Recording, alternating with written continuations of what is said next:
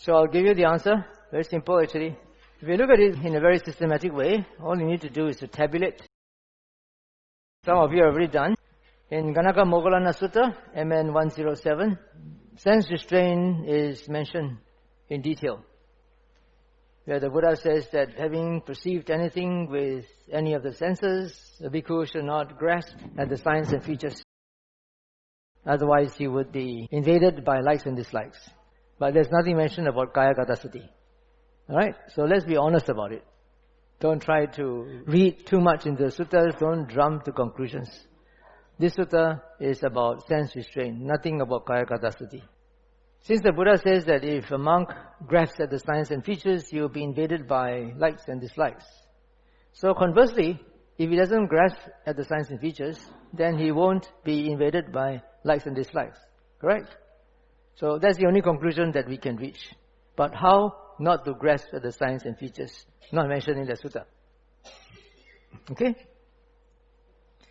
We go on to the second sutta, Chappāṇakopama Sutta. Now both kāyagatāsati and sense-restraint are mentioned. And it's very, very obvious.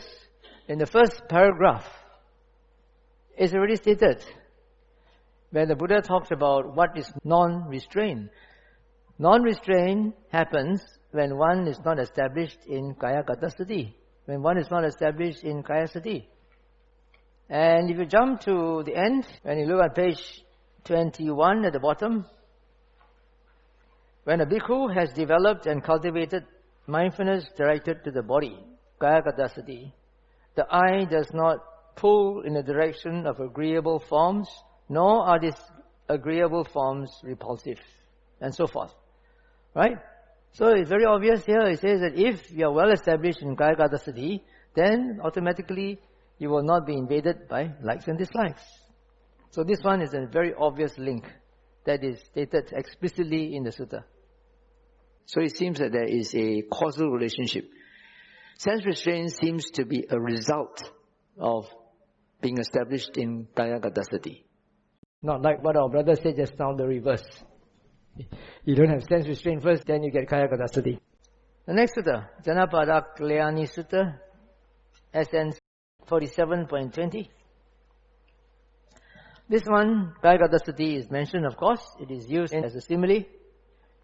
This bowl filled to the brim with oil is a designation for kāyagatāsati. Correct. But where is the mention about sense-restraint? Well, there's no direct mention, but there is an implicit mention in the question that the Buddha asked the monks. What did the Buddha ask? What do you think, bhikkhus? Would that man stop attending to that bowl of oil and out of negligence turn his attention outwards? So turning his attention outwards is an implicit suggestion that you are getting caught up by the objects of the senses. These are external. Not only the five senses, probably the six senses as well, not daydreaming or ruminating about things of the past, because that happens in the sixth sense, not in the five senses. So that would also be considered outward, because once his attention strays outward, then he might spill the bowl of oil and that will be the end of his life. Conversely, if he does not turn his attention outwards, where is his attention? Inwards, correct? This is by converse reasoning. So sense-restraint is not explicitly mentioned, but it is implicit. Finally, Mahāmoggallāna Sutta is very obvious again. Here you can see the sequence in the verses that were uttered by the Buddha. The sequence is that because one is established in kāyagatāsati, therefore he is restrained in the six senses. And if he is restrained in the six senses, that will lead to composure. And when he becomes composed, that will lead to Nibbāna. So you can see the progression from kāyagatāsati to restraint of the senses, to composure, to attainment of Nibbāna. Correct? Very simple actually. I don't know why you all missed this out. And he came up with their own ideas in a very subjective way without being objective. In sutta study, we have to be objective. Don't try to read too much into the suttas. Don't try to jump into conclusions. So, all in all, look at the table here. You will say that kāyagatāsati has a relation to sense restraint. So in the first sutta, although the Buddha did not tell us how to do it, although he said in a negative way, not in a positive way, he said that you should not grasp at the signs and features. But how not to grasp at the signs and features?